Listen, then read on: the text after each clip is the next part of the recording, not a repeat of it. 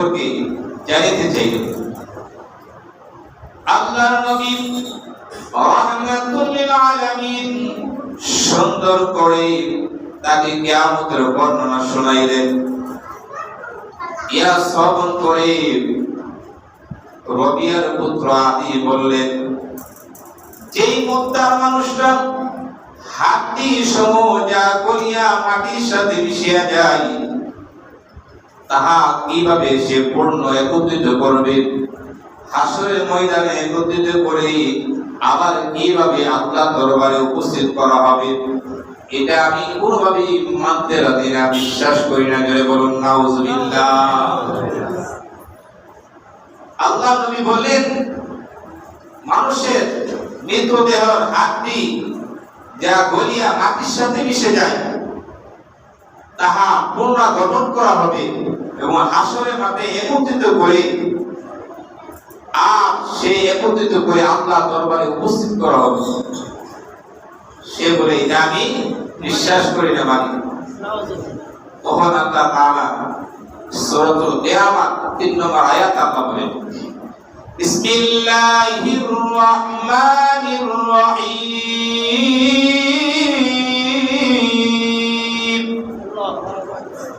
আয়াহসাবুল ইনসানু আল্লান নাজমা ইযামা। আল্লাহু আকবার।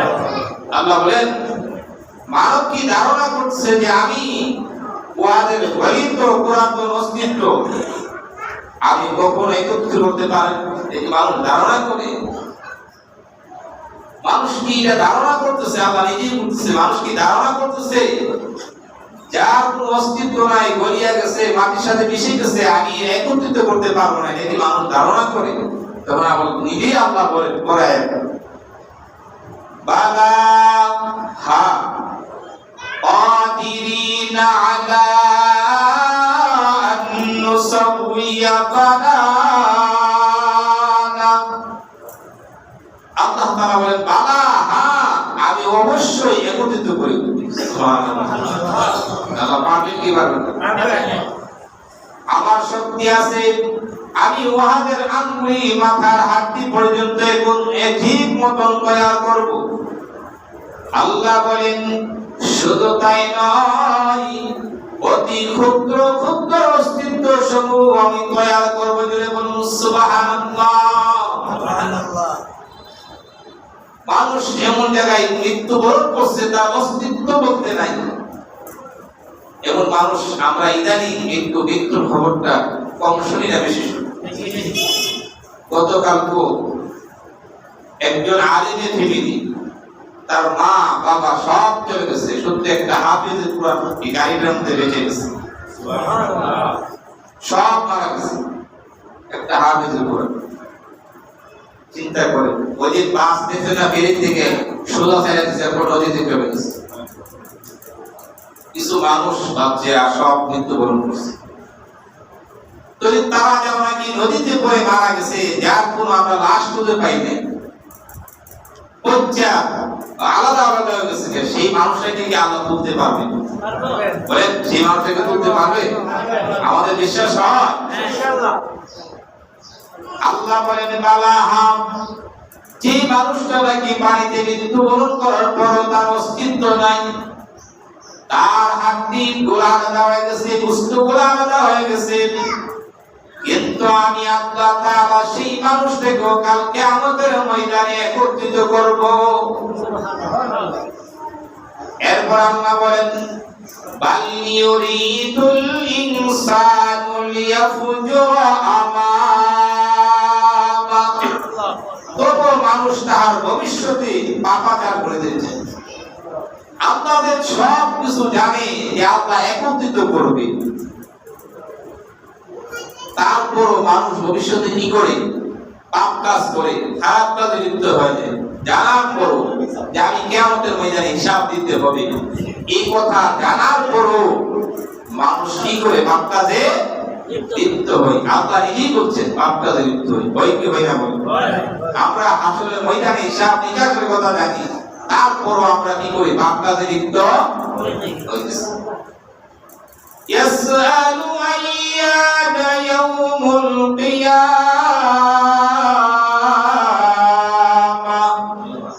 কিয়ামত কোন দিন হবে? আল্লাহ তাআলা আল্লাহ নবী যখন প্রশ্ন করলেন সাহাবীরা, তখন আল্লাহ জবাব দিয়ে দিলেন ইয়াসআলু আইয়ানা ইয়াউমুল কিয়ামাহ। সাহাবীরা প্রশ্ন করলেন কিয়ামত কোন দিন হবে? তখন আল্লাহ তাআলা বলেন ফাইযা বারিকাল বাসারু ওয়া খাসাফাল কমার। আল্লাহু আকবার বলেন। যখন দৃষ্টি চমকে যাবে, যখন চক্ষু অন্ধ হয়ে যাবে, দুনিয়ার সব কিছু আছে থাকার পরও দেখবে না, সব বন্ধ হয়ে যাবে। আল্লাহ বলেন ওয়া খাসাফাল কমার ওয়া জুমিআশ শামসু ওয়াল কমার। আল্লাহ বলেন যখন কিয়ামত হবে আর চন্দ্র গ্রহ লাগবে, কি গো? এরপর আল্লাহ বলেন ওয়া জুমিআশ শামসু ওয়াল কমার, আর চন্দ্র আর সূর্য একত্রিত হয়ে যাবে। চন্দ্ররা আর সূর্যরা কি হয়ে যাবে? একত্রিত হয়ে যাবে। এরপর আল্লাহ বলেন ইয়াকুলুল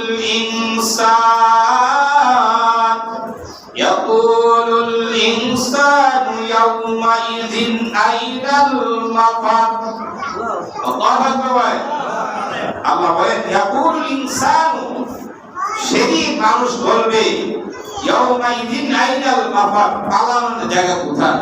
যখন দেখবে সব দিন ধ্বংস হয়ে যেতেছে, চন্দ্র গ্রহ লাগছে, আবার চন্দ্র সূর্য একত্রিত হয়ে গেছে, তখন মানুষ হয়রান পেরেশান হয়ে যাবে। তখন বলে আইনাল মাফার, কই যাম, কই পালাম? তখন অস্তিত্ব হয়ে যাবে, মানুষ হয়রান পেরেশান হয়ে যাবে।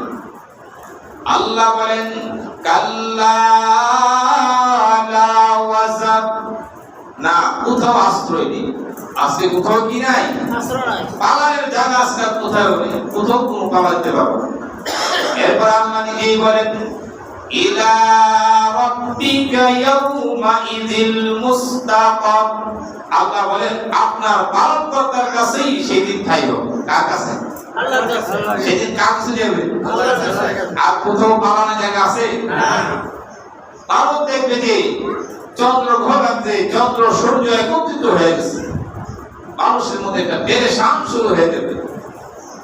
তখন বলে কোথায় পালাবো? আল্লাহ বলেন কাল্লা লা ওয়াজার, আজকে কোথাও পালানোর জায়গা পাবে না, একমাত্র আমি প্রতিপালকের নিকটেই আশ্রয় পেয়ে যাবে। সুবহানাল্লাহ। এরপর আল্লাহ বলেন ইউনাব্বাউল ইনসানু ইয়াউমাইযিন বিমা কদ্দামা ওয়া আখখার। আল্লাহু আকবার। ইউনাব্বাউল ইনসান, আল্লাহ বলেন সেদিন মানুষকে জানানো হবে সে কি করেছে কি করে নাই। সেদিন মানুষকে কি করবে? কিয়ামতের মধ্যে জানানো হবে আমি কি করছি কি করিনি। ভালো যেটা করছে সেটাও আমি জানবো, খারাপ যেটা করছে সেটাও কি জানবো। দুনিয়ার জমিনে যদি আমি ভালো কাজ করে থাকি সেটাও আমার আমলনামার মধ্যে আসবে, আমি যদি খারাপ কাজ করে থাকি সেটা আমার আমলনামার মধ্যে আসবে। আল্লাহ বলেন ওয়াত্তাকু ইয়াওমান তুরজাউনা ফীহি ইলাল্লাহ সুম্মা তুওয়াফফা কুল্লু নাফসিন মা কাসাবাত ওয়া হুম লা ইউযলামুন।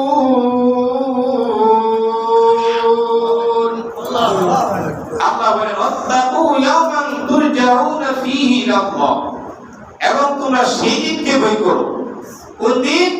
যখন তোমরা সকলেই আল্লাহর কাছে ফিরে যেতে হবে, ওই দিনটাকে ভয় করো। এরপর আল্লাহ বলেন সুম্মা তুওয়াফফা কুল্লু নাফসিন মা কাসাবাত, অতঃপর প্রত্যেক ব্যক্তির পরিপূর্ণ রূপে দেওয়া হবে যা সে অর্জন করেছে। সুবহানাল্লাহ। যা দুনিয়াতে অর্জন করেছে পরিপূর্ণভাবে তাকে বুঝাই দিবে। সুবহানাল্লাহ। وهم لا يظلمون। আল্লাহ বলেন তাদের প্রতি কোনো জুলুম করা হবে। ওহুম লা ইউজলামুন। আছে না যে এর প্রতি একটু আবার জুলুম করছে, সে নেকটা কাজ একটু বেশি করছে, তাকে বলছে না তুই কাজটা করছ না, এমন করা হবে না। যা যা করছেন সেটা আল্লাহ তাআলা পরিপূর্ণভাবে আপনার আমলনামায়